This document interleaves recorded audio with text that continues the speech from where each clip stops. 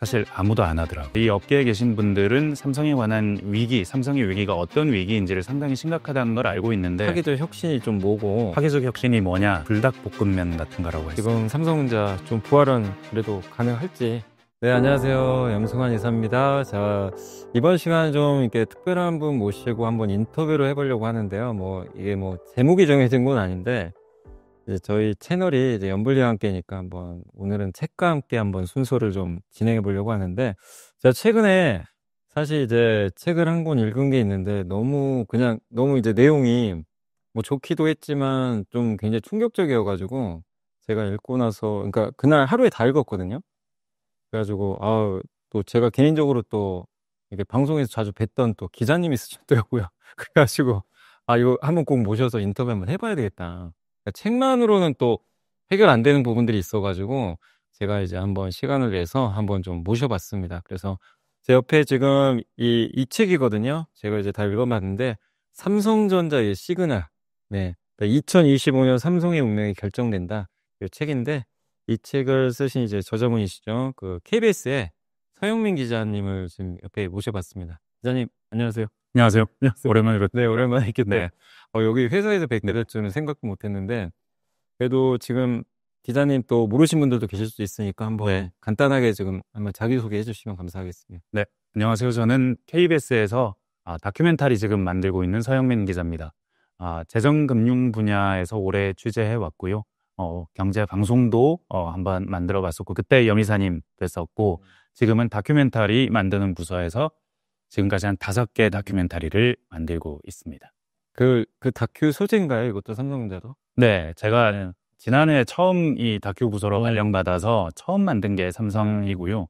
소개하자면 크게 3가지의 경제 다룬 다큐를 했었는데, 하나는 삼성, 그 다음은 울산 탈출이라는 다큐였고, 그 다음은 노인딩권 관련된 얘기였습니다. 보면 이게 다 저는 경제 얘기라고 생각하고 접근했고요. 하나는 성장의 위기를 삼성이 상징하고, 그리고 지역 균형 발전이 안 되는 측면을 울산 탈출로 보았고, 그 다음이 노인빈곤 불평등 문제입니다. 세대 간 불평등 문제. 그러니까 저는 경제 이야기를 3가지로 큰 틀로 봤다면 약간 지속 가능성의 위기에 있다, 우리나라 경제가. 그런 차원에서 봤고, 가장 중요한 게 삼성이라고 생각했기 때문에 삼성을 제일 먼저 다뤘습니다. 근데 결국 저도 이제 책 보면서 느낀 게, 그러니까 이 책을 한번 읽어보시면 여러분들도 저처럼 한번 느끼실 거예요. 생각보다 저도 삼성의 위기라고 생각은 했는데 이 책 보면 더 좀 사실 좀 암울해요. 암울하다고 해야 될까요? 그러니까 네. 충격을 더 받았는데 생각보다 더 심각한 것 같더라고요. 그래서 오늘 한번 이제 그런 내용들을 한번 다뤄볼 텐데, 근데 이 책을 그러면 어쨌든 이제 다큐를 하시면서 또 생각하셨을 것 같긴 한데 집필하시게 된 좀 뭔가 계기가 있으신가요? 사실 아무도 안 하더라고요. 삼성. 다들 알고 있는데, 이 업계에 계신 분들은 삼성에 관한 위기, 삼성의 위기가 어떤 위기인지를 상당히 심각하다는 걸 알고 있는데, 사실 기본적으로 삼성에 대해서 다루거나 우리나라의 한 기업을 다룰 때 투자의 관점에서 보자면 오늘 올랐어요, 내렸어요, 중기적으로 오를 거예요, 내릴 거예요, 장기적으로 오를 거예요, 내릴 거예요, 이런 얘기를 주로 해야 하기 때문에, 그렇게 투자의 관점에서 보자면 보다 긴 틀, 저는 아마도 한 10년, 20년 스팬으로 다뤘다고 생각하는데, 그런 긴 흐름에서 보기는 어렵습니다. 근데 저는 기본적으로 투자의 관점에서 어떤 기업에 접근하던 사람이 아니고, 거시경제의 관점에서 우리나라 경제가 지속적으로 성장할 수 있느냐, 이런 관점에서 경제를 많이 바라봐 왔기 때문에, 그랬기 때문에 삼성이 눈에 보였고, 삼성을 보니까 우리나라의 전반적으로 지속 가능해지지 않은 성장의 위기가 보였기 때문에 쓰고 싶었다. 그래서 보다 장기적인 시각에서 한국 경제의 가장 중요한 것이 무엇일까라는 차원에서 생각하다 보니 이 책을 쓰게 되었다라고 설명드릴 수 있을 것 같습니다. 그러니까 이게 결국 삼성의 문제가 우리나라의 또 문제가 될 수 있기 때문에 그거 이제 어떻게 보신 거죠? 네네. 보시고 책을 이제 집필해서 좀 이건 좀 알려야 되겠다 이제 생각을 하신 것 같고요. 네. 근데 이게 제목 자체가 저도 사실 개인적으로 이 제목에 되게 동의하는 게, 저도 이제 공부를 하다 보니까 올해 삼성이 정말 중요한 것 같긴 하더라고요. 근데 여기 이제 제목에도 나와 있죠. 2025년 삼성이 이제 운명이 결정된다. 그만큼 이 제목 보면 사실 올해 또 잘못되면 이게 이제 돌이킬 수 없다는 좀 느낌도 받는데, 정말 올해 삼성한테 매우 엄중한 시기가 맞겠죠, 올해는? 네. 지난 한 며칠 일주일이면 일주일, 한 달이면 한 달을 살펴보면 삼성이 굉장히 많은 일이 있었습니다. 첫 번째 있었던 일이 HBM3E를 패키징하는 천안 공장에 대해서 엔비디아가 오디트 검사를 왔다는 거예요. 그래서 뭐 거기서 좋은 점수가 나왔다는 겁니다. 이 뉴스도 꽤 큰 뉴스였고 그 바로 다음에 임원교육 뉴스가 나왔습니다. 사직생 그래. 회장이 사직생 얘기하면서 지금 죽느냐 사느냐의 기로에 있다. 첫째도 기술, 둘째도 기술, 셋째도 기술이다라는 말을 했다는 게 언론을 통해서 굉장히 많이 알려졌습니다. 다음은 이재명 대표도 야당의 대표도 삼성을 방문했습니다. 뭐 요 얘기도 뉴스가 됐었고 뉴스만 따지고 보는 겁니다. 그리고 6만 전자 거의 한 5달 만에 다시 6만 전자가 됐다는 얘기도 있었고 주주총회도 있었죠. 근데 사실 개별 기업의 주주총회가 전 나라의 뉴스가 되는 기업은 대한민국에는 삼성밖에 없을 겁니다. 삼성 주주총회장에서 굉장히 많이 따졌다 주주들이 이 얘기도 있었고 마지막 뉴스는 지금까지는 젠슨왕 뉴스였던 것 같아요. 젠슨왕이 그 GTC에서 삼성 또 사인을 한 번 더 했다. GDDR7에 대해서 최고 락스라고 막 사인을 했다. 그것 때문에 앞으로 괜찮을 거다. 아니다. 그러니까 지금 여기에서 여러 뉴스를 제가 언급해드렸는데 한 6개 정도 언급해드렸는데 하나도 삼성의 미래가 확정됐다라고 할 만한 즐거운 뉴스는 없습니다. 납품할 거야. 아니면 앞으로 잘해야 돼. 아니면 이제 6만 전자가 사실 6만 전자가 자랑스러운 숫자는 아니거든요. 그런 측면에서 봐도 젠슨왕도 이렇게 삼성전자 최고라고 쓰면서도 HBM 삼성이 납품합니까? 물어봤을 때 기대하고 있습니다라고 했거든요. 그러니까 정해진 게 없어요. 근데 이 정해진 것들이 방금 이 긍정적인 것으로 보여지는 최근의 뉴스를 다 합해보면 만약에 안 되면 어떻게 될 것인가 라고 생각했을 때 굉장히 위기이죠. 그 말은 지금 2025년이 삼성에게 있어서는 갈림길이다. 굉장히 중요하다. 최근에 나온 뉴스들만 이렇게 좀 모아봐도 그렇게 느끼실 수 있을 겁니다. 네, 그러니까 이게 언론이나 기사 보면 이제 될 것 같은 또 느낌도 드는데 사실 기자님 말씀이 팩트는 그거잖아요. 된 건 하나도 없다 아직도. 네, 엄밀히 말하면 맞습니다. 기대잖아요, 사실. 네, 그 중에서 HBM3E 같은 경우에는 이제 거의 납품하는 것 같아요. 마지막 최종 단계 오디트까지 했으니까 납품하는 것 같은데 근데 가만 생각해 보면 이 3E를 경쟁사인 SK하이닉스가 언제 납품했냐를 봐야 되는 겁니다. 그렇죠. 그러니까 납품 자체는 3월 말, 지난해 3월 말 딱 1년 전이었고 지금 삼성전자가 하고 있는 것은 퀄 테스트 통과 여부거든요. 이 퀄 테스트 통과 여부, 그러니까 매스 양산을 시작한 시점은 작년 1월쯤입니다. 그리고 삼성이 아닌 SK하이닉스에서는 이 3E 제품이 자체적으로 회사 안에서 이거 만들어도 되겠다라고 판단이 난 게 재작년 10월, 11월, 12월 이때쯤입니다. 그러니까 삼성이 얼마나 늦은 건지 보이시죠? 이렇게까지 늦었는데 만약에 이번에도 사인이 안 난다면 정말 큰일이겠지만 일단 사인이 난다면 한숨은 돌린다. 예, 그 정도 상황. 네, 알겠습니다.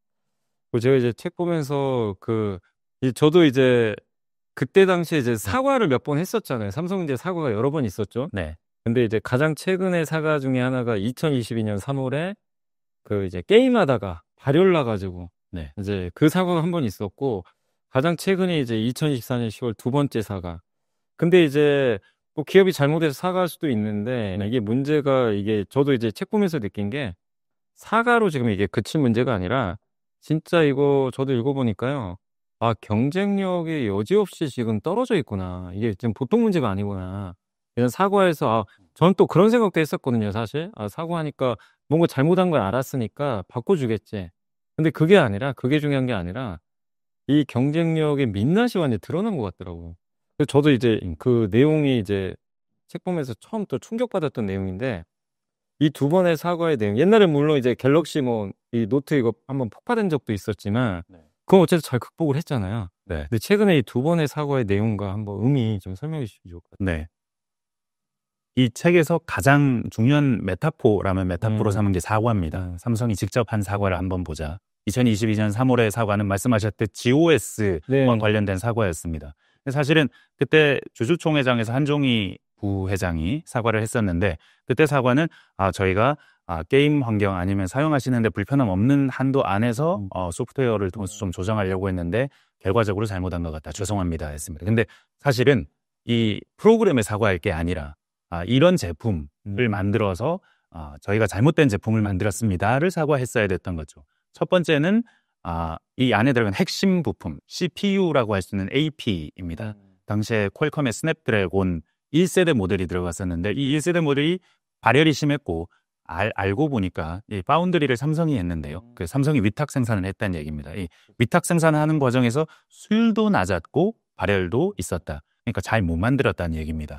근본적으로는 그게 하나가 있었고 다른 하나는 이 퀄컴의 AP 자리에 원래는 엑시노스라는 삼성 자체 칩이 늘 같이 들어갔어요. 네. 근데 그 해에는 제일 좋은 모델은 못 들어갔습니다. 왜냐하면 삼성이 자체적으로 설계한 모델은 더 안 좋았거든요.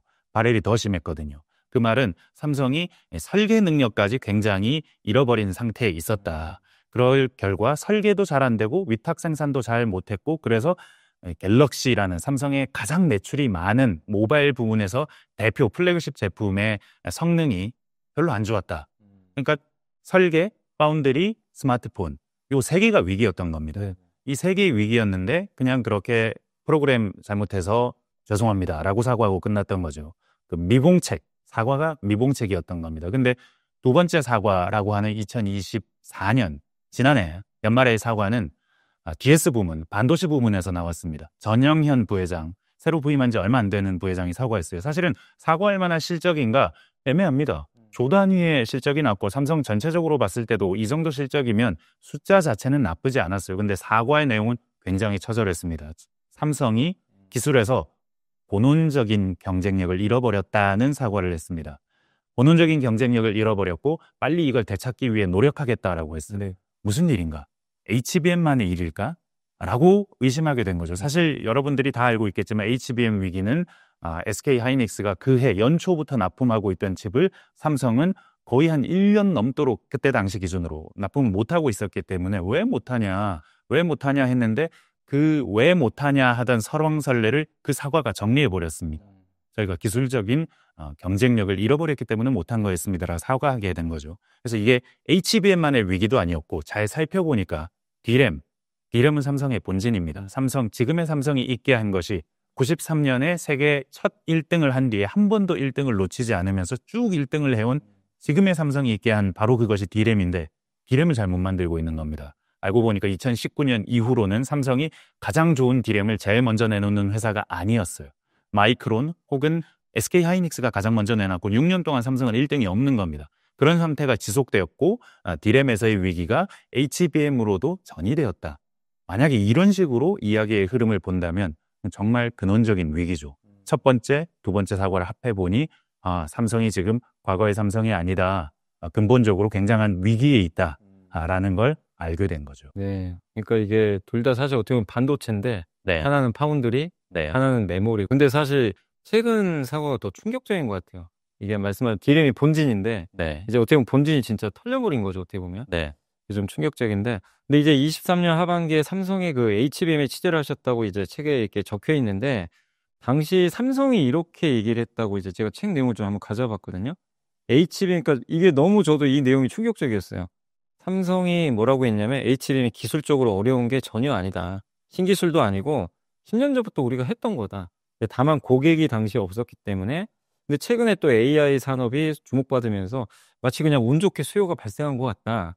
이렇게 좀 약간 평가절하는 듯한 좀 느낌을 받았고 근데 이 HBM은 당시에 또 돈이 안 됐으니까 이걸 만든다고 돈 버는 게 아니라 기회비용, 차라리 이 돈을 다른 데 투입하는 게 낫다. 이렇게 좀 이제 언급을 했거든요. 근데 HBM은 또 굉장히 만들기가 또 쉬운 제품은 아니다 보니까 그래서 그리고 나서 했던 얘기가 이제 수요가 확인됐으니 만들면 된다. 우리는 원래부터 잘해왔으니까 앞으로 더 잘할 거다. 굉장히 좀 뭔가 HBM 뭐 이게 좀 늦어진 걸 그냥 뭐 그럴 수도 있지? 예, 뭐 우리 다시 1등 할 거야. 막 약간 이런 좀 뭐죠? 기고만장한다고 할까요? 네. 그런 느낌이 좀 받았는데 이게 이 해명을 보면서 저 너무 좀 충격받았거든요, 당시에. 근데 이 내용 한번 이렇게 취재하시면서 네. 저보다 더 충격받으셨을 것 같은데 좀 어떠셨어요? 처음에는 그런 면이 있나? 전화를 하고 나서 전화를 끊고 나서는 정리를 쭉 하다 보니까 이런 면이 있나 하는 생각이 드는 거예요. 뭐 이거 어떻게 한 개 기업이 다 알아. 네. 다 알고 다 준비해. 지금부터 알았으면 준비하면 되지라는 생각을 했는데 곰곰이 생각해 보니까 이 대화 자체가 근본적인 삼성의 위기를 비추고 있는 겁니다. 준비해야 될 것을 준비하지 못했다라는 이야기인데 그 이야기가 너무 당연하다는 듯이 대답이 돌아왔고 그에 더해서 이 당시에 있었던 일은 경제신문 쪽에서 SK 하이닉스가 앞서가고 있다. 막 네. 이런 기사가 처음 나오기 시작했어요. 아마 그때가 처음일 겁니다. 그 전까지는 D램을 가장 먼저 못 내놔도 3사는 비슷해요. 비슷하게 가는 거지 누가 먼저 내놓은 게 큰 의미가 없어요. 라고 했었는데 그날 계속 이 대화를 곱씹으면 곱씹을수록 위기의 원인이 이 대화에 있다라는 생각이 드는 겁니다. 사실은 왜 미래를 준비하지 못했느냐. 미래는 모르는 거니까요. 누구도 모릅니다. 무엇이 미래가 될지 지금도 여러분들이 한번 생각해 보시죠. 양자 컴퓨터가 미래가 된다고 확신하실 수 있나요? 아니면 AI가 정말 지금보다 점점 더 개발돼서 AGI가 되고 그것이 미래가 된다라고 확신할 수 있나요? 없습니다. 아무도 없습니다. 아무도 확신할 수 없는 게 사실 IT 세계의 특징이기도 한데 그 세계에서 삼성이 어떻게 성공해 왔는지를 보면 이 말이 얼마나 어처구니 없는지가 느껴지는 겁니다.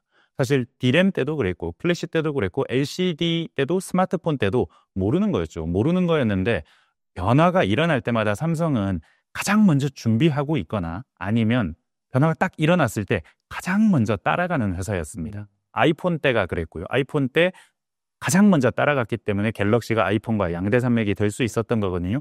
노키아 같은 회사는 망했습니다. 변화에 적응을 못했어요. 삼성은 적응을 했죠. 이를테면 플래시 메모리 같은 때도 그게 저장 장치로서의 가능성이 아직 확실히 하지 않을 때가 처음에 분명히 있었겠죠.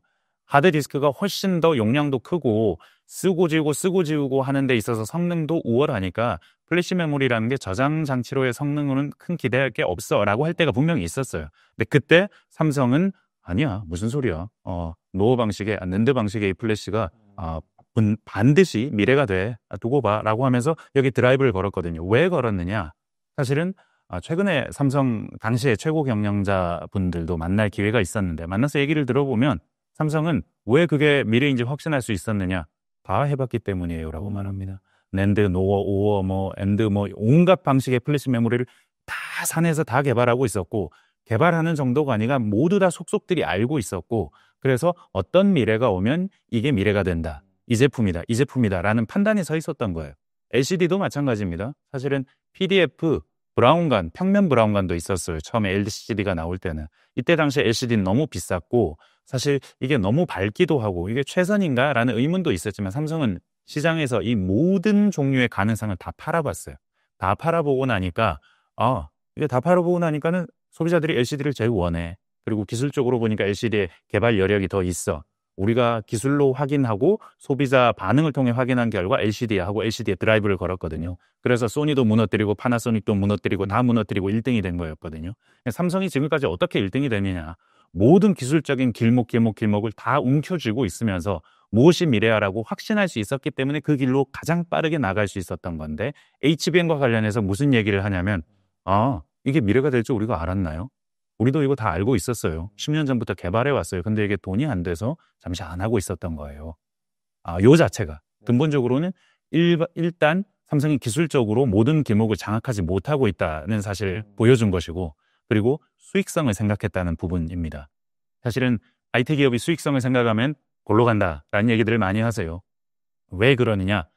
미래는 알 수 없는 건데 수익성이 지금의 수익성과 미래의 수익성은 다르기 때문입니다. 사실 HBM에 처음 나왔을 때의 수익성이라고 할 것이 삼성의 매출과 비교해보자면 삼성이 그때 한 200조 정도 매출을 했습니다. HBM이 그때 1조가 안 됐을 겁니다. 시장이 3, 4천억 1조가 안 되는 시장이었을 텐데 그렇다면 전체 매출의 1%가 안 된 한 0.67%, 8% 이 정도였을 겁니다. 이 정도 매출의 신시장을 보고 우리가 진출해 너무 작아 라고 생각했다는 겁니다. 특히나 모바일 D램이 가장 많이 파는 것, 그래픽 D램이 가장 많이 파는 거인데 이 시장 사람들은 서버 칩, 서버 메모리 사람들도 이 HBM을 원하지 않는 거예요. 모바일에서는 HBM이라는 게 쌓은 거다 보니까 두껍다 보니까 두꺼우면 모바일은 안 되잖아요. 얇아야 되니까. 모바일은 안 되고 서버칩은 싸야 되는데 아무리 성능이 좋아도 이게 싸지 않은데 우리가 사기는 좀 그렇다. 그러니까 가장 큰 고객들이 원하지 않는 칩이었던 걸 현재만 보고 판단한 겁니다. 근데 사실 알파고가 이세돌 구단을 이긴 게 한 굉장히 오래전입니다. 2010 몇 년대. 그리고 챗 GPT가 나온 건 최근이지만 그 전부터 AI가 미래가 될 것이라는 얘기는 계속해서 해왔었죠. 근데 이 AI 시장에서 제대로 대비를 하지 못했던 것이 그동안 기존 시장에서의 가장 좋은 성과를 거두고 있었기 때문에 이 기존 시장을 계속 쳐다보고 있었기 때문이었다는 겁니다. 이건 파괴적 혁신을 왜 대기업이 못하느냐라고 질문했을 때 딱 이 대답이 나옵니다. 대기업은 기존 시장에서 너무 많은 매출을 거두고 있기 때문에 매출이 적고 미래 시장으로 보이는 부분에서 별로 흥미를 느끼지 못합니다. 그렇기 때문에 기술 혁신 전쟁에서 도태되는 것입니다. 라고 크리스텐슨이 파괴적 혁신에서 대충 이런 종류의 이야기를 합니다. 그렇게 본다면 삼성은 어떤 측면에서 보아도 미래의 준비가 안 됐거나 지금의 수익성에 목을 메고 있었거나 이런 기업이 되는 거죠. 그렇다면 이 기업의 미래가 밝을 수 없는 거겠죠. 근데 어떻게 보면 그동안 그런 생각을 예전부터 했을 수도 있는데 네, 이게 가려져 왔던 거잖아요, 결론은. 맞습니다. 근데 HBM을 계기로 해서 제네스나 어쨌든 보면 또 제네스나이 제대로 또 본 걸 수도 있겠네요. 삼성 제품 안 된다.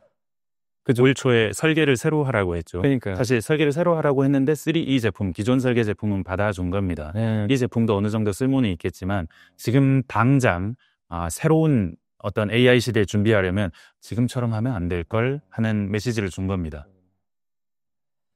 알겠습니다.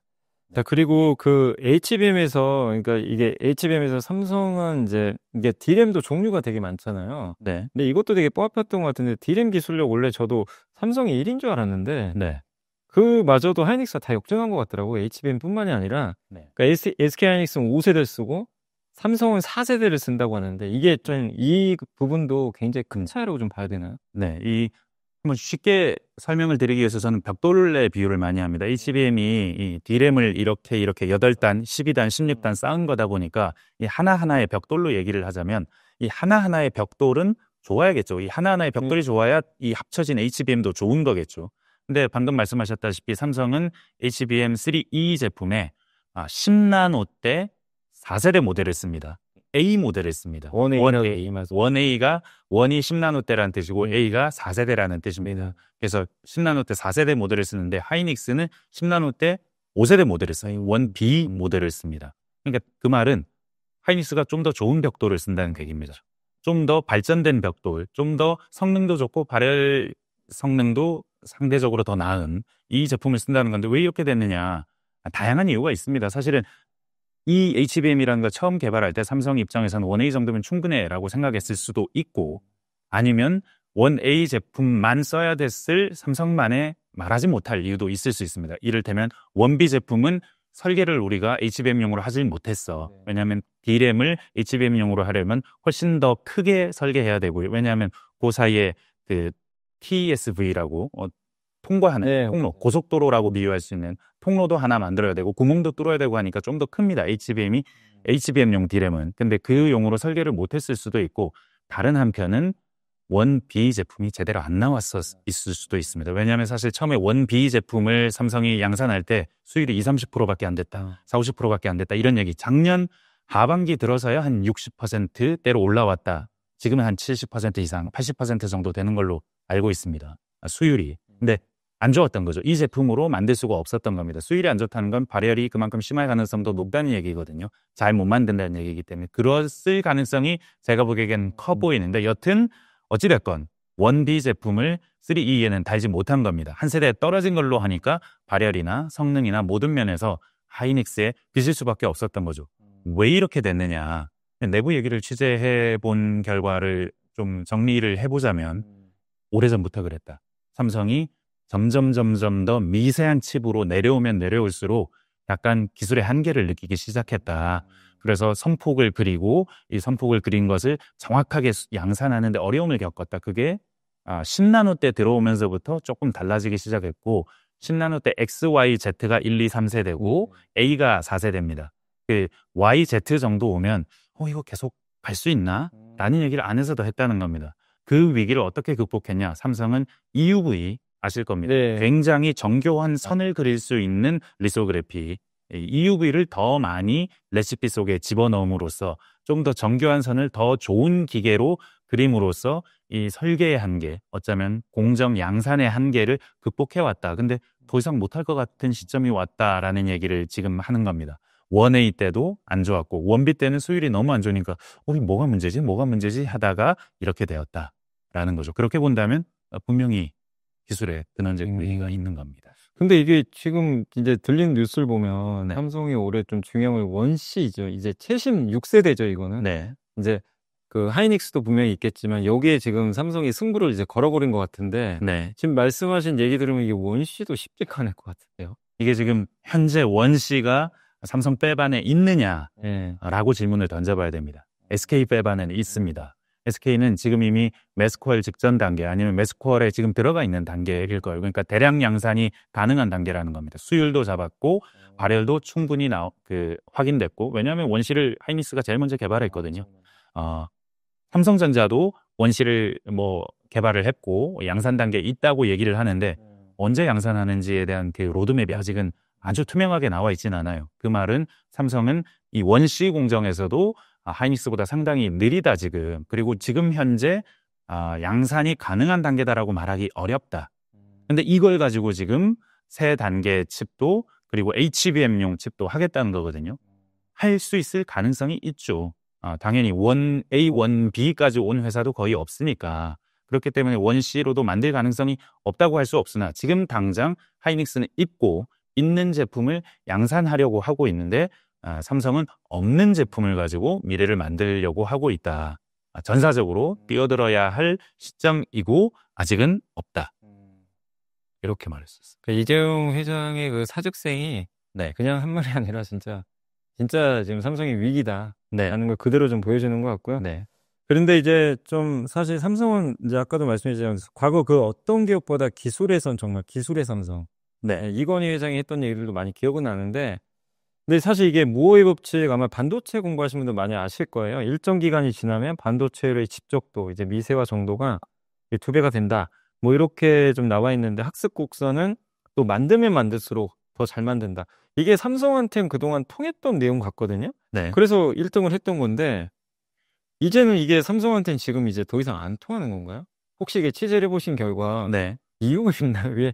왜 하이닉스는 되고 삼성은 안 되는지 네. 전 그것도 좀 약간 의아하긴 하거든요. 인텔도 그렇고 삼성도 그렇고 같은 이유인 것 같아요. 그냥 워낙에 무호의 법칙을 실현하는 게 어려워졌기 때문에 단순히 심플하게. 그러니까 굉장히 이를테면 이 무호의 법칙을 종이를 반으로 접는 거라고 한번 비유를 해본다면 종이를 반으로 접으면 더 작고 그런데 그렇게 무호의 법칙을 한번 실현할 때마다 더 빨라집니다. 왜냐하면 가야 될 거리가 짧으니까요. 전류 아니면 이 선폭이 줄어들기 때문에 더 길이가 짧은 길을 가야 된다면 더 빨리 갈 수 있겠죠. 더 빨라지는 겁니다. 빨라지는데 작게 만들기 때문에 웨이퍼 한 장에 넣을 수 있는 기름이 훨씬 많아지기 때문에 싸지기까지 하는 겁니다. 싸고 작고 빠른 것.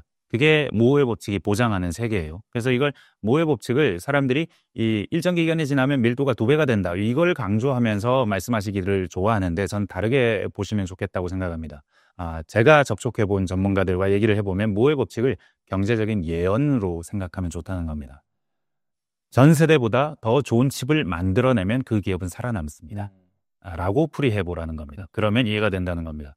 왜냐하면 모호의 법칙을 실현하는 게 너무너무 어려워진 건 너무너무 작은 선을 그려야 되기 때문에 지금은 코로나 바이러스보다 더 작은 선을 사람이 그려야 됩니다. 바이러스보다 작은 선을 그려야 돼요. 얼마나 어렵겠습니까? 그러니까 못하는 게 너무 당연합니다. 근데 못하는 게 당연한데 이 못하는 걸 한 회사가 그러니까 모든 것을 한 회사가 하던 IDM 시대가 있죠. 종합반도체 시대. 네. 이 종합반도체 시대 한 회사가 하던 그 장점이 너무 작아지니까 사라져 버린 겁니다. 이를테면 예전에는 반도체 회사가 공장이 없으면 반도체 회사를 할 수가 없었어요.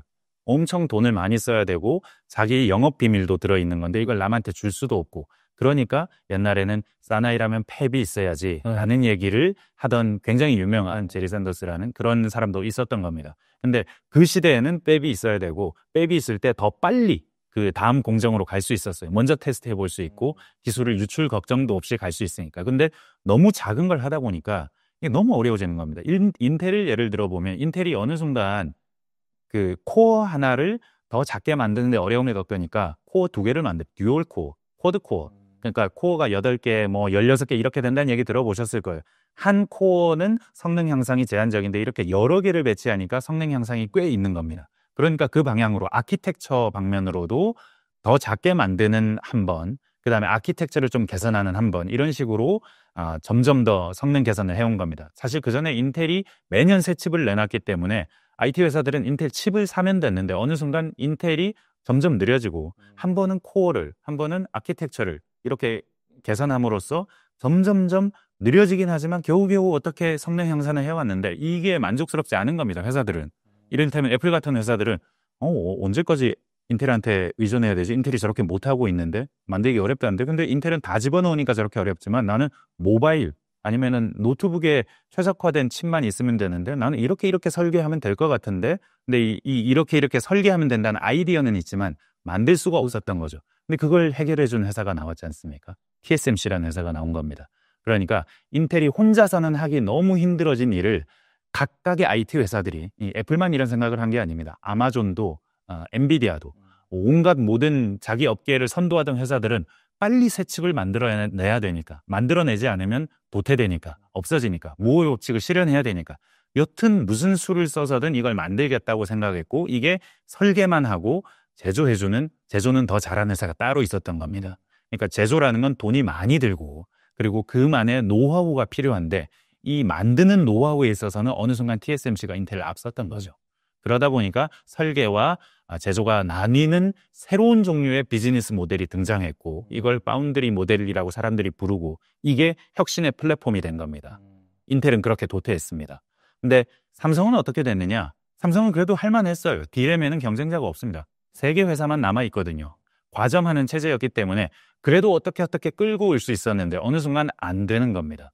그게 D램에서도 있었고, D램을 겹쳐서 만드는 HBM이라는 새로운 제품, 사실 이 HBM이라는 새로운 제품 자체도 아이디어를 낸 건 AMD나 엔비디아 같은 그래픽칩 회사입니다. 이 회사들의 아이디어가 나와서 그럼 어떻게 한번 만들어 볼까 했는데 삼성은 중간에 그만뒀지만 SK하이닉스는 한미 반도체랑 손을 잡고, 아니면 일본의 나믹스라는 회사와 손을 잡고 소재와 기술과 기계를 여러 회사가 함께 개발해 가면서 새로운 세대로 문을 열고 들어간 겁니다. HBM이라는.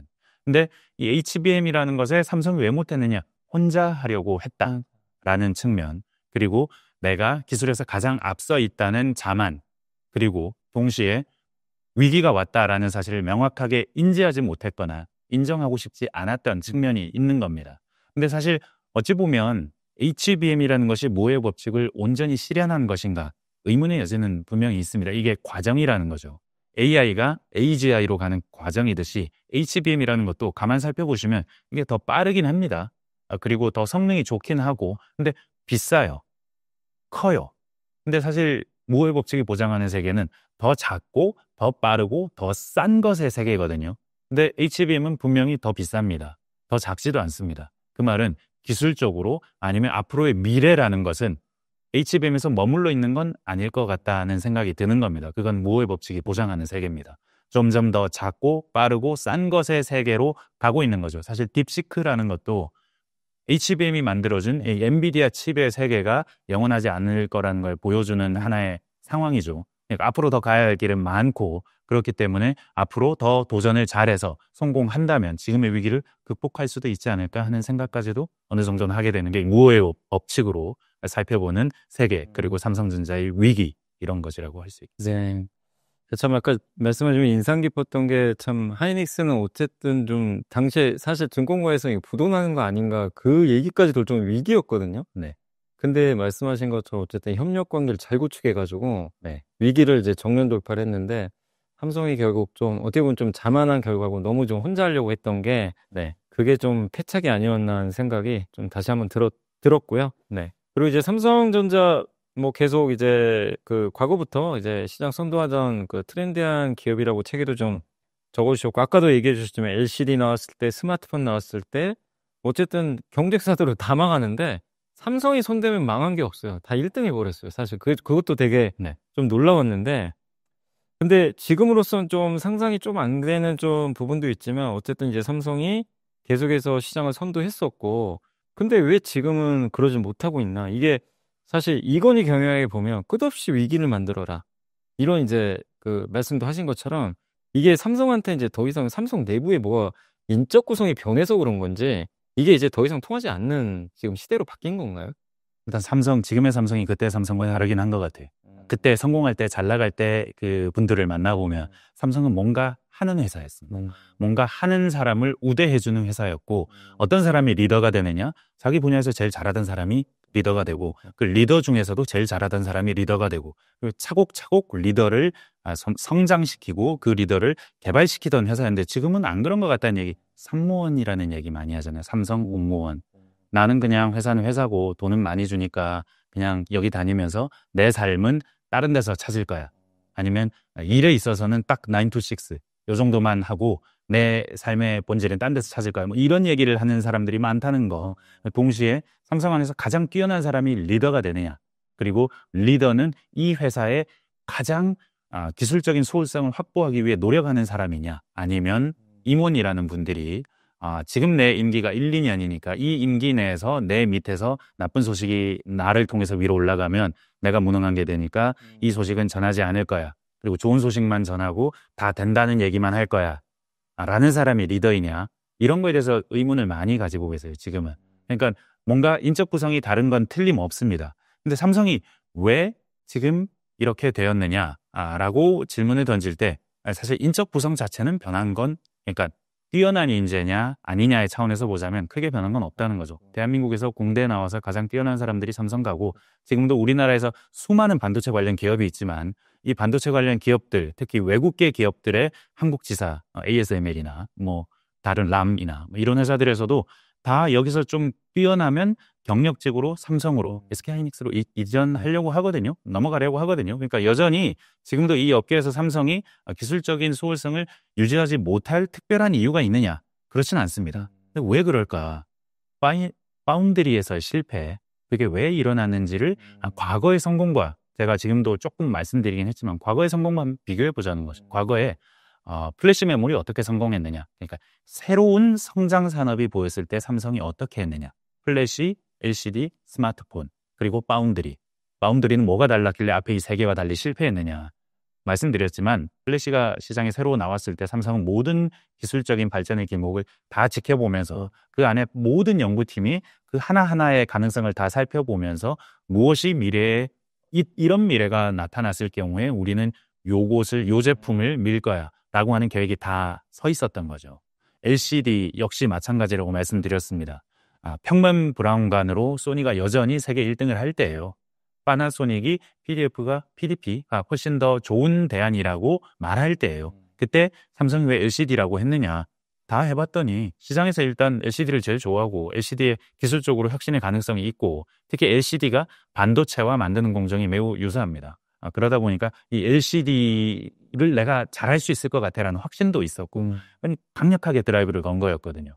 스마트폰 역시 그렇게 온갖 부품들을 그동안 삼성은 다 만들어 오는 회사였고 이것들 다 합치면 되는데 내가 합치는 기술도 있고 제조 양산도 잘하는데 이거 못할 게 없어 라고 사실은 이런 말하면 좀 그렇지만 거의 베끼다시피 해서 아이폰은 가장 빠르게 가깝게 아이폰에 다가선 회사가 됐거든요. 그런 과거를 보면 잘 알았다. 잘 안 상태에서 확실히 알고 난 뒤에 드라이브를 걸었다라는 거거든요. 근데 파운드리는 어떻게 했냐 보면 이재용 회장이 2019년 즈음에 이것이 미래입니다. 가겠습니다. 라고 하면서 그때 100조를 투자하겠다고 하면서 2030년에 1등이 되겠다고 했어요. 근데 그때 당시에 삼성이 파운드리라는 비즈니스에 대해서 충분히 이해했느냐 아니면은 충분히 필요한 IP들을 많이 확보했느냐 만드는 방법. 그러니까 파운드리는 노하우도 중요하고 그 만드는 여러 가지 다양한 방법들을 확보하는 것도 중요하고 동시에 이 방법들을 가지고 고객사와 충분히 소통하면서 만들어야 하는 비즈니스였는데 삼성이 그때 드라이브를 걸었던 건 3나노 GAA입니다. 네. 새로운 기술, 새로운 주방을 만들어 놓으면 손님은 올 거야 라고 생각한 거죠. 근데 그렇지 않았다는 겁니다. 그 안에 기술적으로도 보면 다양한 수많은 기술들을 확보해야 했고 IP도 확보해야 됐고 노하우도 확보해야 되는데 그 과정을 건너뛰었고 그리고 가장 좋은 선단 공정의 바운드리만 하려고 했습니다. 그러니까 그 말은 뭐냐면 나에게 돈이 되는 것만 하고 싶었다는 거예요. 사실 선단 공정이 아닌 레거시 공정의 바운드리는 메모리보다도 수익성이 안 좋을 수 있습니다. 근데 그건 안 하고 싶었던 거예요. 근데 바운드리라는 비즈니스가 처음부터 끝까지 차곡차곡 올라온 TSMC와의 경쟁을 하려면 처음 기본기부터 가장 레거시 단계의 칩부터 다 만들어 보면서 충분한 노하우를 쌓았어야 되는데 그거보다는 우리는 선단, 3나노 GA 이거 먼저 개발하면 와라고 생각했던 거죠. 근데 개발해 놓고 퀄컴이 4나노 대에서 삼성과 파운드리 하면서 굉장히 어려움을 겪었거든요. 수율도 안 좋고 발열도 심하더라. 이건 만드는 방법을 잘 모른다 내지는 아직 익숙치 않다라는 뜻이거든요. 근데 이렇게 아직 만드는 방법이 익숙치 않아 하는 이 회사에다가 3나노 공정이라고 하면 각 회사의 최선단, 최고 신제품입니다. 이거 올해 이거 내놔야 되고 이거 실패하면 이 회사가 망하는 칩이에요. 근데 이 칩을 익숙하지 않은 회사에 맡길 수 있었을까요? 그랬기 때문에 삼성이 파운드리에서 나아가지 못했던 겁니다. 다시 말하면 충분히 알지 못하고 충분히 이 시장에서의 기술적인 가능성이 어디로 향하는지에 대해서 과거처럼 면밀하게 파악하지 못한 상태에서 파운드리를 했다는 겁니다. 일단 그랬기 때문에 파운드리에서 실패를 한 거고 이 얘기를 좀 비유적으로 얘기하자면 파운드리 비즈니스는 고객이 가져온 설계도대로 만들어주는 비즈니스가 아닙니다. 고객이 가져온 설계도보다 더 잘 만들어줘야 합니다. 왜냐하면 고객은 팹리스입니다. 이 회사들은 공장을 몰라요. 팹을 몰라요. 어떻게 반도체를 제조하는지 모르고 그렇기 때문에 이 팹리스들은 컴퓨터로 설계만 하는 회사고 그 안에 공장이 하나도 없습니다. 그러니까 설계만 하던 회사들은 설계상으로 이렇게 구현이 되는데 뭐 하고 가지고 오는 건데 만드는 사람이 보기엔 이건 안 돼요. 요런 식으로 라인은 못 이어져요. 요런 식으로는 안 되고 요렇게 해야 돼요. 라고 다양한 가능성을 제시해 줘야 돼요. 그렇게 해서 설계도보다 더 좋은 제품을 만들어줘야 진짜 제품이 나올 수 있어요. 실제로 애플도 이런 실수를 많이 해서 TSMC가 이거 안 돼. 너네 이거 만들어 보니까 제품이 안 나와. 내가 기술자 50명 보내줄 테니까 우리가 해결할 수 있으니까 너는 본사에서 한번 해결해 보자. 저는 네. 그냥 설계도만 딱 갖다 주면 네. 이제 어느 정도 뭐 중간에 또 디자인하우스도 있으니까 네. 그렇게 해서 보통 TSMC가 크게 간섭 안 하고 네. 만드는 줄 알았더니 그게 전혀 아니니까. 그러니까 디자인하우스라는 것이 가운데 있을 수도 있고 디자인하우스 역할을 파운드리가 상당수 해줄 수도 있는데 중요한 것은 이 설계만 하던 사람, 화성에서 나온 이 팹리스들의 언어를 이 제조만 하는 사람, 금성에서 있는 이 사람들이 충분히 이해를 해줘야 된다는 겁니다. 그러니까 설계도보다 더 좋은 제품을 만들어줘야 되는데 TSMC는 이 벽에 부딪히면 이걸 해결하려고 그렇게 50명씩 막 본사에 엔지니어도 보내고 해결해 주려고 노력하고 했는데 삼성은 퀄컴하고의 관계에서 어떤 일이 있었는지 한번 보시죠. 실제 제품이 나왔는데 이 제품이 발열도 수율도 안 좋은 제품이 나온 겁니다. TSMC는 애초에 발열이 있고 수율이 안 좋은 제품이 나오게 하지 않는다는 거죠. 고객과의 협업을 통해서. 근데 삼성 운영 만들어 나와 버린 겁니다. 그렇게 돼서 너네 설계도가 좀 그랬던 것 같은데 라고 말했을 수도 있어요. 근데 여튼 결과적으로 보면 이 비슷한 설계도를 가지고 바로 이듬해 퀄컴이 TSMC로 갔는데 TSMC로 가고 나서는 수율도 발열도 비약적으로 향상이 된 칩이 나온 겁니다. 그 말은 설계도보다 더 잘 만들어져야 되는 이 업의 본질에 대해서도 파운드리에 대해서 잘 이해하지 못했다. 서비스 측면에서도 그렇고 기술적으로 무엇을 더 더해야 됐는지도 미숙했다. 그런데 돈을 먼저 쓰고 막대하게 투자해서 새로운 공정을 개발하면 될 것인 것처럼 생각한 전략적 실패가 있었다. 그것이 그동안 삼성이 성공했던 그 전략과 파운드리에서는 근본적으로 달랐다. 이런 얘기를 할 수 있는. 그래서 이 책에서 이제 보면 크리스텐슨의 파괴적 혁신이라는 내용도 좀 사실 나오긴 하는데, 네. 그게 좀 굉장히 인상적이었거든요, 저는. 근데 1등 기업도 이제 언제든 몰락할 수 있다는 걸 좀 알게 됐는데, 여기서 말하는 이제 파괴적 혁신이 좀 뭐고, 인텔의 몰락과 삼성전자의 부진도 이걸 통해 좀 설명 가능하겠죠? 네. 파괴적 혁신이 뭐냐? 불닭볶음면 같은 거라고 했어요. 불닭볶음면. 네, 라면에서. 그래요? 신라면이 1등하는 이 라면 시장에서의 불닭볶음면 같은 거다. 사실 처음에 불닭볶음면이 나온 건 10몇 년이 됐고요. 오래됐습니다. 오래됐는데 엄청난 인기를 끈 건 최근의 일인데 너무 매워요. 좀 먹기에 이게 사람이 먹으라고 만든 건가 싶을 정도로 맵고 아주 틈새 시장에서만 통할 것 같은 제품입니다. 근데 지금 어떻게 되나 보시죠. 사실 라면은 한국 사람들만 먹는 제품인 줄 알았는데 지금 불닭볶음면은 세계가 먹습니다. 그러니까 사실 5천만이 시장인 제품인 줄 알았는데 라면이 80억 전 세계 인구들이 다 먹을 수도 있는 시장이구나. 80억이라고 생각하면 다른 면들과는 다른 라면만의 특징이 뭔가 특별한 게 있어야 되는구나. 그 특별함이 극도로 매운 이 맛이구나. 캡사이신 퍼지는 것 같은 이 맛이구나라고 생각을 했습니다. 그러니까 파괴적 혁신이라는 게 처음에는 굉장히 이상해 보입니다. 이를테면 HBM도 여러 개 쌓았잖아요. 그죠? 두꺼워요. 그럼 이건 모바일에서 절대 못 쓰는 칩인 거예요. 이게 미래가 될 수 있을까? 의아하죠. 사실 크리스텐스는 플로피 디스크 가지고 얘기를 합니다. 5.25인치와 3.5인치. 3.5인치가 그 다음 나온 거죠. 이게 더 좋은 걸로 우리는 알고 있죠. 근데 처음에 나왔을 때는 5.25인치 쓰는 회사들은 3.5 이거 왜 쓰는지 모르겠다는 겁니다. 5.25가 훨씬 더 만들기도 쉽고 가볍고 싸고 그리고 뭐 지금 데스크탑 컴퓨터에 들어가는데 뭐 3.5까지 써야 되냐. 3.5가 미래가 됐거든요.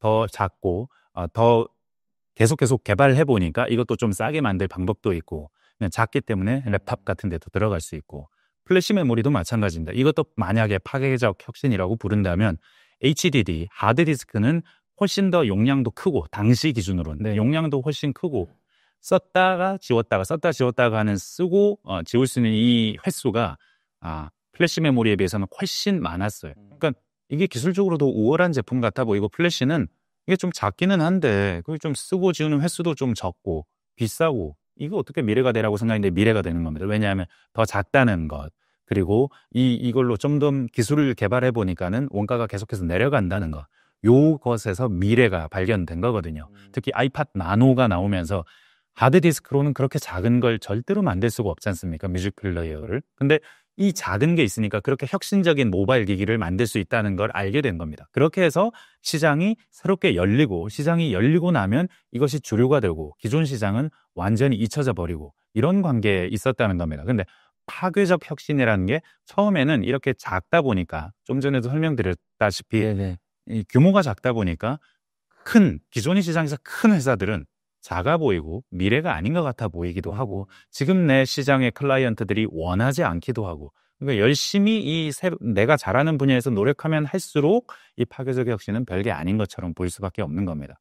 그렇기 때문에 큰 기업이 기존 시장에 경쟁자가 없는 상태에서 거의 독점 과점하는 기업 입장에서는 파괴적 혁신이라는 것의 가치를 점점 낮게 생각할 수밖에 없고 반면 기존 시장에서 제대로 활약하지 못하던 작은 회사들, 새롭게 진입하는 회사들은 보면 이 파괴적 혁신이라는 게 작아 보이질 않습니다. 왜냐하면 200조짜리 회사에서 1조짜리 사업은 얼마 안 되는 사업이지만 1%도 안 되는 사업이지만 10조 매출인 회사에서 1조짜리는 10%에 달하는 매출을 차지할 수 있는 하이닉스로 보자면 하이닉스는 당시 20조 안팎이었습니다. 매출이.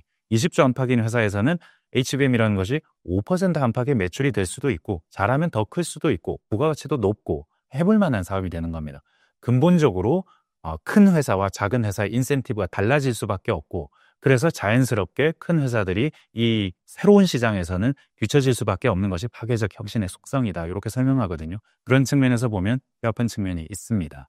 그러니까 일등 기업들이 결국 여기서 너무 덩치가 또 큰 것도 사실 이걸 대응하기가 좀 어렵게 만드는. 이게 사실 우리나라 처지도 마찬가지입니다. 지금 중국이 온갖 종류의 제조업에서 다 앞서 나가고 있잖아요. 로봇 청소기, 카메라, 드론 다 앞서가잖아요. 근데 사실은 우리 입장에서 보면 처음에는 저거 다 할 수 있는데 시장이 너무 작아 보였을 거예요. 근데 작아 보이는 그 시장이 점점점 크니까 전 세계를 중국 업체들이 다 먹으니까 그 시장이 어느 정도 꽤 의미 있는 시장이 됐고 지금 로봇 청소기 중국 업체들이 1등부터 10등까지 한 개 빼고 다 중국 업체거든요. 우리나라 업체들은 10등 안에 들지 못하고 있습니다. 가전인데도. 왜 이렇게 됐느냐? 작아 보이던 시장에서 우리 회사들이 그렇게 인센티브를 느끼지 못했고 그리고 우리가 잘하던 제조업은 여전히 이 자리에 있었고 그러다 보니까 새로 생기는 제조업에서 우리가 점점 못하게 되는 것. 삼성의 처지와 우리나라 수출을 중심으로 성장하는 우리나라의 처지가 요 지점에서 바로 겹쳐 보이는 겁니다. 그러네요. 그러니까 삼성과 지금 한국의 어떻게 보면 지금 위기가 이게 어떻게 보면 공통분모가 확실히 좀 명확한 것 같고요. 그리고 이제 아까 파운드리는 고객사가 좀 중요하다고도 말씀해 주셨는데 그러면 그냥 이제 현실적으로 봤을 때 현재 고객사로는 이제 3나노, 2나노에서는 좀 경쟁이 쉽지 않을 것 같긴 한데 근데 앞으로 어쨌든 삼성은 절대 파운드리를 당연히 포기할 수가 없죠. 이 사업이 지금 어쨌든 그래도 2등이니까 결국 그러면 여기서 앞서가려면 또 어떤 게 좀 필요할 거예요, 삼성 입장에서? 일단 저는 삼성이 파운드리를 포기하면 안 된다고 생각합니다. 사실은 지금까지 삼성이 어떻게 지금의 삼성이 되었느냐? 디램만 가지고 이렇게 온 게 아닙니다. 디램으로 번 돈을 새로운 사업에 투자해서 점점 더 덩치를 불려왔고 이 공식을 그대로 지켜가려면 파운드리는 반드시 성공해야 됩니다. 삼성이 잘할 수 있는 비즈니스 같아요. 그리고 실제로 10나노 이하 파운드리를 하고 있는 회사가 몇 없고 5나노 이하의 파운드리를 기술적으로 할 수 있는 회사는 삼성과 TSMC밖에 없습니다. 이거 공장 하나 만드는데 20조, 30조 드니까 할 수 없는 거예요. 다른 회사들은 할 수 없고 삼성밖에 없습니다. 삼성은 공장도 지어놨어요. 기술도 있어요. 단지 모자란 건 노하우인 겁니다. 그리고 어떻게 해야 되는지에 대한 업의 본질에 대한 이해가 좀 부족했을 수 있습니다. 그래서 해야 합니다. 그리고 해야 하고 지정학적으로도 좋습니다. 분위기는. 그러니까 지금부터는 좋은 얘기밖에 할 수 없는 거예요. 그러니까 파운드리를 삼성이 해야만 하고 할 수 있는 이유, 그리고 분위기가 좋은 이유. TSMC 혼자서 하면 미국이 가만히 있을까요? 라고 한번 질문을 던져볼 필요가 있는 겁니다. 미국은 자기 나라 회사들도 다 독점하고 있으면 쪼개버리는 회사입니다. 마이크로소프트도 쪼개려고 했었고요. 스탠다드 오일이라는 회사는 실제로 쪼갰고요.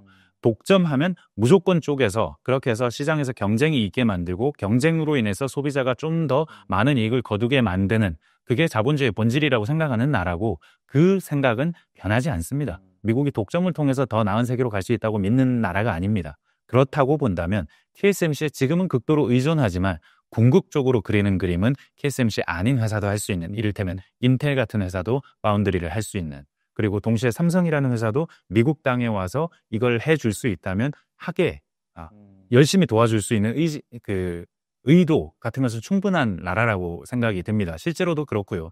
삼성이 지금 4나노 기술, 3나노 기술, 이제 좀 있으면 2나노 기술도 갖고 하게 되는 것 같습니다. 이 기술을 확보하는 것이 다가 아니다. 이 점은 이제 깨달았을 거예요. 그래서 기술뿐만 아니라 정말 중요한 노하우, 서비스, 솔루션, 설계도보다 더 나은 제품을 만들어내는 능력, 그리고 협력을 통해서 이걸 할 수 있다는 거, 혼자서는 못한다는 거, 이걸 지금은 깨달았을 거라고 생각하고 따라갈 수 있다고 생각해요. 왜냐하면 일단 말씀드렸지만 두 개밖에 없어요. TSMC 아니면 삼성뿐이에요. 다른 회사가 해줄 수 있는 게 아니에요. 그리고 다른 빅테크 회사들도 TSMC에 의지하는 게 너무 싫습니다. 왜냐하면 지금 2나노 새로운 제품 웨이퍼 한 장당 가격을 기준으로 얘기하는데 웨이퍼 한 장에 TSMC가 $20,000 받을 수 있다는 얘기도 합니다. 이게 얼마나 엄청난 액수냐고 하면, 지금까지 삼성이 파운드리 안 한 이유, 파운드리가 장담 받을 수 있는 돈이 굉장히 제한되어 있기 때문이었어요. 그게 과거 한 10년 전 기준으로 보면 장당 $2,000였습니다. 근데 이 메모리는 장당 한 $3,000-4,000 받을 수 있고, 로직칩, CPU는 한 $4,000-5,000 받을 수 있는 비즈니스인 거예요. 그러니까 사실은 CPU를 하고 싶은데 이건 인텔이 잡고 있으니까 삼성이 계속 메모리만 한 거예요. 그래서 이거 메모리를 했고, 파운드리는 이거 돈이 안 되니까 지금 우리 도태된 라인, 과거 라인, 8인치 벳 이런 거에서 파운드리 해 그랬었는데, 지금 이게 $4,000, $5,000를 넘어서 인텔은 못하는 시장이 돼버렸고 TSMC 혼자 하는데 지금 $6,000-7,000 받거든요. 그리고 2나노는 $10,000 넘어갈 수 있다는 얘기까지 하니까 와, 이거 엄청난 비즈니스다 해서 달려가는 건데, 그만큼 이걸 할 수 있는 회사는 삼성, TSMC밖에 없습니다. 그리고 이제 삼성이 앞으로 조금 더, 지금은 이제 선단 공정을 개발은 하지만 여기서 당장 수주할 수 있을 거라는 생각을 하지는 않는 것 같아요. 좀 더 내실을 다지는 작업으로 가고 있습니다.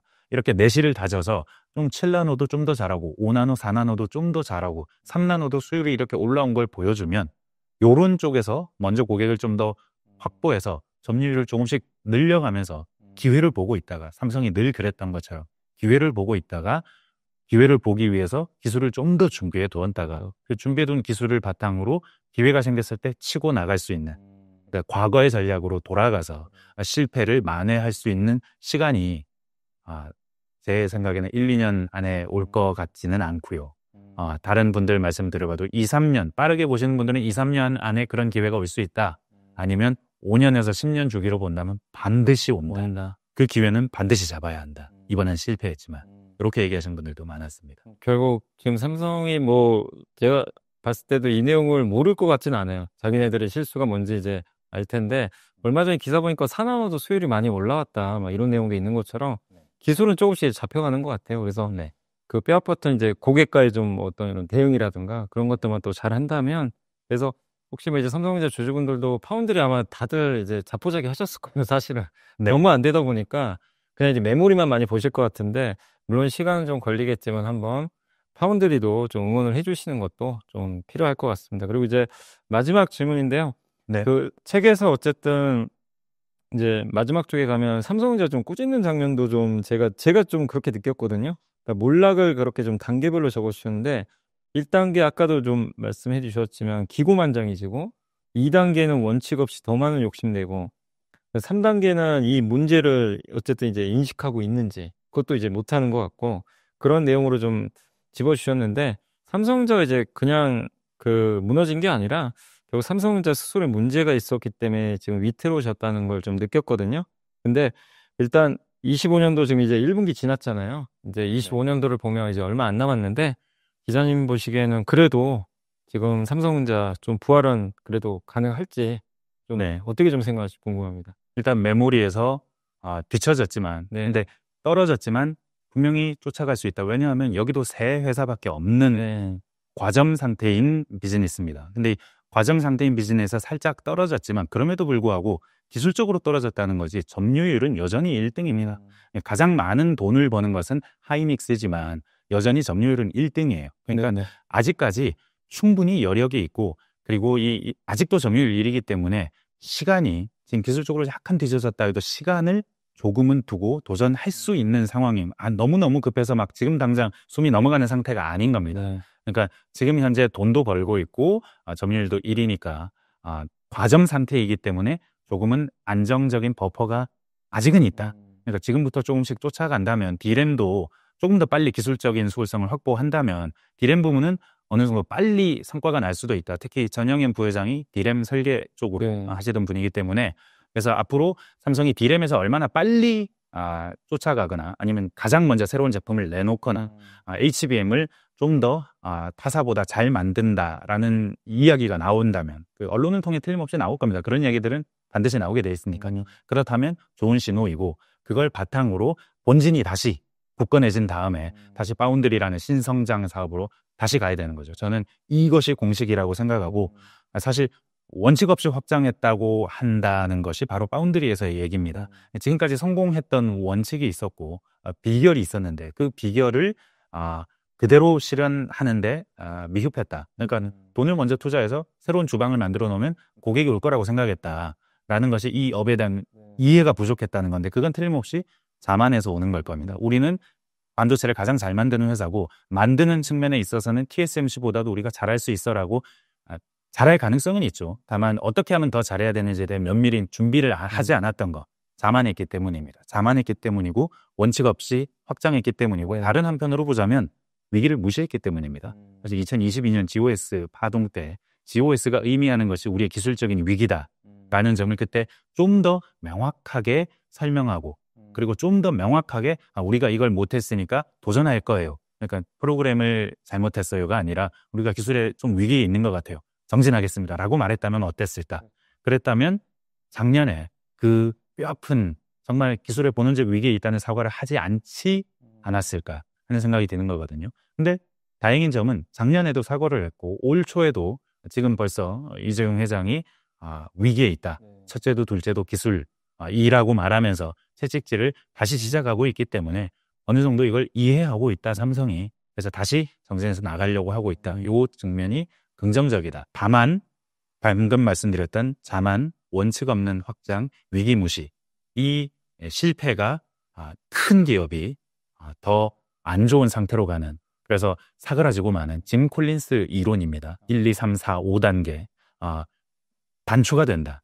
다시는 이런 실수를 반복하면 안 된다. 그리고 큰 기업이 성장의 정체에 들고 난 다음에 사그라들게 되면 그 뒤로 다시 이 약간 위기 상황을 극복하고 다시 올라갈 확률 이거 10% 정도밖에 안 된다.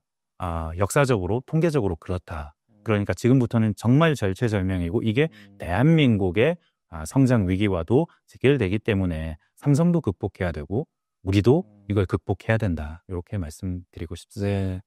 오늘 뭐 이제 기자님 모시고 정말 삼성에 한번 이제 민낯을 한번 들여다봤고, 그러니까 사실 이게 위기의 본질을 알아야 이제 우리가 해결책을 좀 찾아낼 수가 있잖아요. 근데 위기의 본질이 뭔지 이제 정확히 우리가 알았고, 이게 삼성의 위기가 아니라 사실 우리나라 대한민국 경제에 또 위기랑도 겹쳐있기 때문에 흔히 농구에서 피벗이라 그러죠. 방향 전환한다고 하는데 삼성이 지금 좀 잘못된 길을 좀 걸어왔는데 이게 올해를 좀 기점으로 해서 피벗을 해서 좀 더 나은 방향. 그리고 삼성은 분명히 기술력 있는 기업은 맞거든요. 반도체에서는 뭐 누구보다 뛰어난 또 기술을 갖고 있기 때문에 그런 이제 그동안 과거에 또 잘 됐던 전략을 잘 세운다면 삼성의 미래가 좀 밝지 않겠냐 이렇게 또 말씀을 해주신 것 같습니다. 어쨌든 삼성 주주분들이 400만 명이 넘습니다. 넘고 또 많은 분들이 참 이제 어떻게 보면 또 애증이라고 해야 되겠죠. 네, 늘 관심을 많이 갖고 계실 텐데 삼성전자 계속 지금 좀 실망스러웠지만 앞으로 좀 잘 되기를 또 바라는 마음에서 오늘 이제 방송을 여기서 좀 마무리하도록 하겠고요. 오늘 기자님 또 이렇게 말씀해 주셔서 감사드리고 끝으로 뭐 구독자분들한테 하시고 싶은 말씀이 있으면 뭐 마지막 인사 말씀 해주시면 감사하겠습니다. 성공적인 투자에도 뭐 세상을 이해하는데도 좀 더 긴 시각에서 세상의 움직임을 좀 이해하려는 노력이 중요하다. 제가 쓴 이 책이 모든 것을 설명해 주지는 못하겠지만 대한민국 성장의 한계 혹은 삼성전자의 한계가 어디로부터 비롯되고 어떤 신호가 나왔을 때 삼성이 다시 극복하고 있다라는 신호가 될 수 있는지는 설명하는 아주 작은 단초는 될 수 있다고 생각한데, 근데 저는 정말 또 너무 의미 있게 이 책을 읽어봐가지고 뭐 여러분들도 시간 되실 때 또 읽어보시면 좋을 것 같습니다. 자, 오늘 삼성전자 시그널이라는 이제 책을 새로 좀 쓰신 KBS 세영민 기자님 모시고 한번 좀 귀한 인터뷰 시간 가져봤습니다. 저는 또 다음에 또 다른 또 인터뷰 있으면 또 찾아뵙겠습니다. 오늘 기자님도 너무 고생하셨습니다. 감사합니다. 감사합니다.